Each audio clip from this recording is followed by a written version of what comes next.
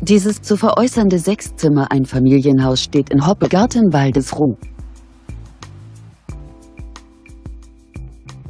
Das im Jahr 2000 erbaute Haus wird über eine Zentralheizung beheizt. Das Gebäude verfügt über eine Einbauküche und einen Balkon.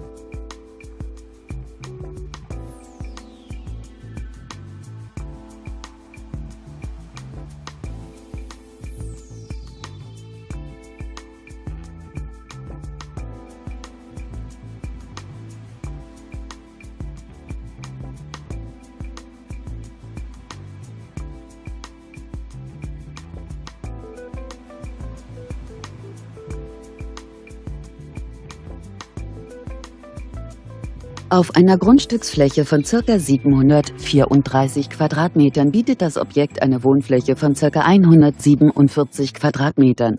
Das Haus steht für 425.000 € zum Verkauf. Wir stehen Ihnen gerne für weitere Fragen zur Verfügung.